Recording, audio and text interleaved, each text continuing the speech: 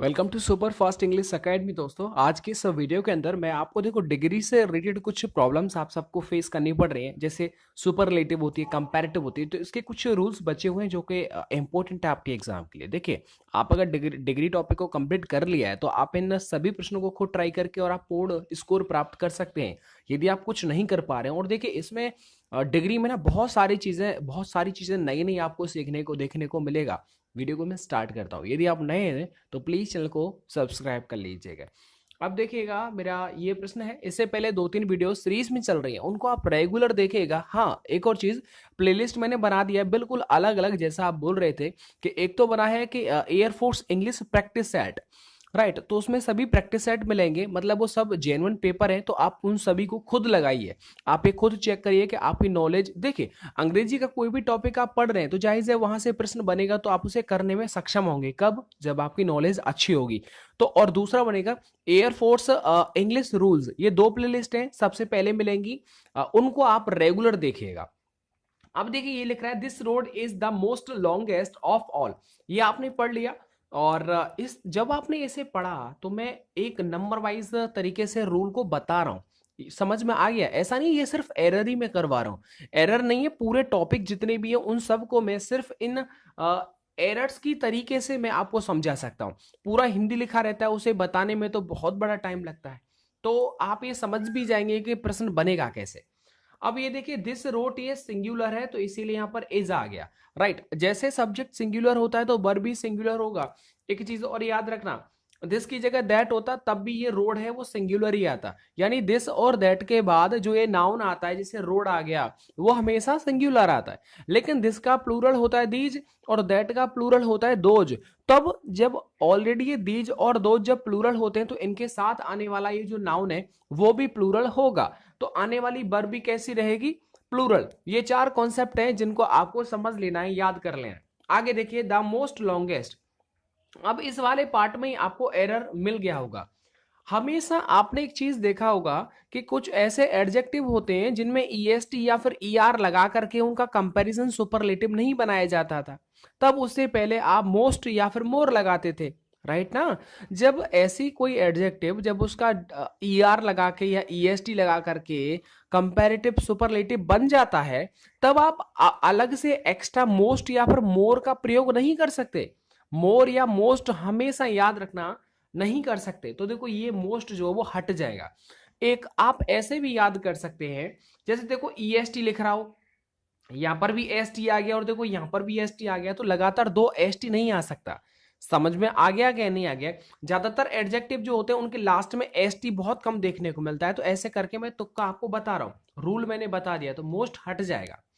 अब जैसे मैं बताऊं, यहां पर हैंडसम लिखा तो आप सही है, द मोस्ट हैंडसम एकदम सही है, क्योंकि हैंडसम का सुपरलेटिव नहीं बनता, हैंडसमेस्ट नहीं बनता, इसीलिए वहां पर मोस्ट लगाना पड़ता है। लेकिन अगर यहां होता बिगेस्ट, तो बिगेस्ट तो खुद बन के आया है ना। जब ऑलरेडी बन गया तो आपको मोस्ट नहीं लगाना है। तो इस चीजों को आप याद रखना। मोर, मोर भी नहीं लगेगा। आगे देखिएगा, हाँ एक चीज और देखिएगा, आप बोलेंगे सर जी ऑल एनी के बाद तो आप अदर बताते थे कि जब ऑल आ जाए एनी आ जाए तो वहां मैंने क्या बोला कि जब कंपैरेटिव होता है, सेंटेंस कंपैरेटिव डिग्री में होता है, या फिर एज एज वाले में हो, राइट, या सो एज वाले में हो, या फिर कंपैरेटिव डिग्री वाले में, देन वाले में हो, तब आप ऑल के बाद अदर लगाएंगे। लेकिन ये रूल है, जब ये सुपरलेटिव डिग्री का अगर कोई सेंटेंस आता है तब आप ऑल के बाद अदर इस्तेमाल नहीं कर सकते। समझ में बात आ गई नहीं आ गई? क्योंकि वहां पर सभी लोगों में से ही कंपैरिजन हो रहा है, अदर में से नहीं हो रहा है, इसीलिए अदर का इस्तेमाल हम नहीं करते हैं। कब? सुपरलेटिव डिग्री में। ये रूल मैं आगे बता दूंगा। आपका एग्जाम कोई भी हो, निश्चिंत आप रहें। जैसे देखिए, lucky is the most tallest girl of the group. अब ये चीज आप समझिएगा क्या कि lucky is the most tallest. देखिए, मैंने क्या बोला, डबल एस टी आ गया, इसका मतलब ये हुआ डबल एस टी आ जाए तो पहले वाले एस टी को हटा दीजिएगा। इसका मतलब एक दूसरा रूल भी होता है, क्योंकि टॉल का टॉलेस्ट डिग्री सुपरलेटिव ही होता है। तो हम मोस्ट नहीं लगाते। मोस्ट तो तब लगाते हैं जब कोई ऐसा एडजेक्टिव जिसमें एस टी ई आर नहीं लग रहा हो, तब आप मोर या मोस्ट लगा सकते हैं अकॉर्डिंग टू कंपैरिजन या फिर सुपरलेटिव। और ये एक ही लड़की इसलिए गर्ल, और लड़कियों की बात हो रही है तो ऑफ द आ गया। आगे देखिएगा, आगे देखिए, my house is superior and bigger than your house. अब जब इस सेंटेंस को कुछ बच्चों ने पढ़ा होगा तो जायज है उनको एक क्वेश्चन बड़ा सटीक दिमाग में गया होगा कि गुरुजी यहाँ तो सुपीरियर भी आ गया और बिगर भी आ गया, अब सुपीरियर के बाद तो टू लगता है और बिगर के बाद देन लगता है, तो सर अब बताओ इसमें बी वाले पार्ट में एरर करूं या सी वाले में एरर करूं, तो करूं क्या, क्योंकि दोनों में ही अलग अलग जो है इनके बाद आने वाले शब्द हैं, सुपीरियर जूनियर, इनके बाद टू आता है। तो आप एक चीज बताइए, यदि मैं ऐसे ही रहने दूं तो भाई इसमें सुपीरियर नाराज हो जाएगा क्योंकि बिगर के बाद तो देन आता है, सुपीरियर के बाद टू आता है, तो वो टू बोलेगा कि मेरा कहां गया टू, तो गलत हो जाएगा। तो ऐसे में आप हमेशा ये कॉन्सेप्ट बड़ा ही नया है, यदि पेपर में आ गया ना तो सही बता रहा हूं 1 लाख बच्चों में से मात्र ऐसे 5-6 बच्चे होंगे जो इस कॉन्सेप्ट को कर सकते हैं, मात्र 5-6, क्योंकि ज्यादातर बच्चों को नहीं पता है। अब ये चीज आप याद रखें कि जब भी अलग अलग कंपैरिजन आ जाए, अलग अलग कंपैरेटिव डिग्री आ जाए और उनके साथ आने वाला शब्द भी अलग अलग ही होगा, तो आप उनके साथ आने वाले शब्द को लिख दीजिएगा। जैसे सुपीरियर के बाद आप टू लगा दीजिए, ये तो एकदम सही है क्योंकि बिगर के बाद देन आता है, लेकिन सुपीरियर के बाद टू आएगा। जब देखो दो अलग अलग कंपैरिजन आ जाए तो इनके साथ आने वाला अगर अलग अलग है तो आप अलग अलग लिख दीजिएगा। सुपीरियर के बाद टू आता है, बिगर के बाद देन आता है, तो दोनों का हमने लिख दिया। अब ये सेंटेंस हमारा एकदम सही हो जाएगा। आगे देखिए, Ayushi is Elder and visor then Pratyush. अब ये बताइए, मैंने कल बताया था आपको क्या कि प्रीफर हो या फिर प्रेफरेबल हो या फिर एल्डर हो, सुपीरियर जूनियर इंटीरियर, इन सब के बाद क्या आता है, टू आता है कंपैरिजन वाले में। तो देखो एल्डर के बाद टू नहीं है तो टू लिख दो, वाइजर के बाद देन आ रहा है, ये तो एकदम सही है। तो इसका मतलब ये हुआ कि आप आयुष इज एल्डर टू, तो पहले वाले पार्ट में गलती हो जाएगा क्योंकि एल्डर के बाद आपको टू लगाना है।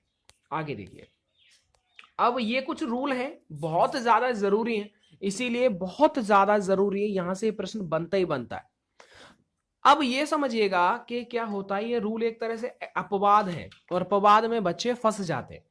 यानी the comparative degree, comparative degree से पहले द कभी नहीं लगाया जाता था।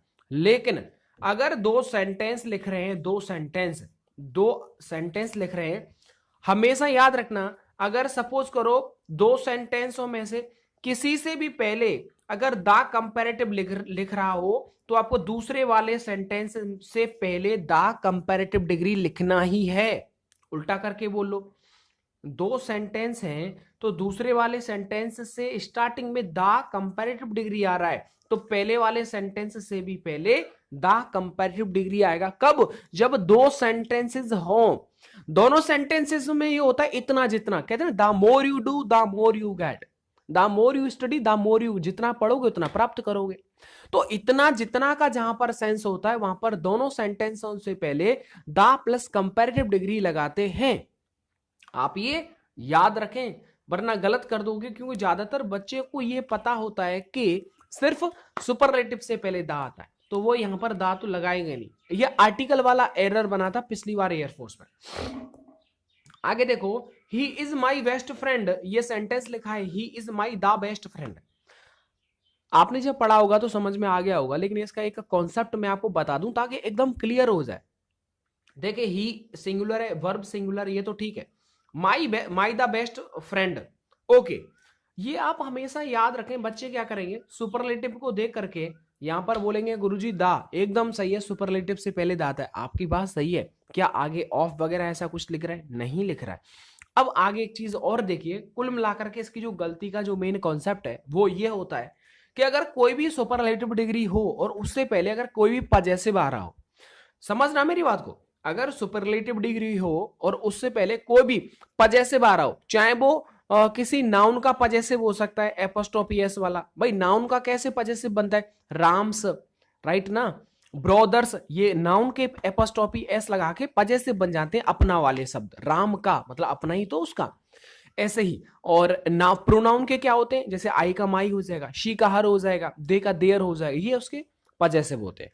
तो अगर कभी भी सुपरलेटिव डिग्री से पहले अगर ये सब आ जाए तो आपको सुपरलेटिव डिग्री से पहले दा नहीं लगाना, आप ये हटा दीजिए, ठीक है। बी वाले पार्ट में गलती है। और वैसे भी आप लोग बोलते हैं ना you are my best friend, इस तरह से ये चीजें क्लियर हो जाए। अब देखिए, आपने इस प्रश्न को देख रहे होंगे, आप ये देख रहे होंगे कि ये सेंटेंस सबसे पहले शुरुआत में लिख रहा है और ये सुपरलेटिव डिग्री है और सुपरलेटिव डिग्री से पहले एक नाउन का पजेसिव आ रहा है। तो जब नाउन का पजेसिव हो या प्रोनाउन का पजेसिव हो सुपरलेटिव डिग्री से पहले, तो आपको रूल के अकॉर्डिंग दा इस्तेमाल नहीं करना है, तो दा हट जाएगा। बाकी क्रिएशन इज द रामायण एकदम सही है, नो तुक्का। आगे बढ़ जाइएगा।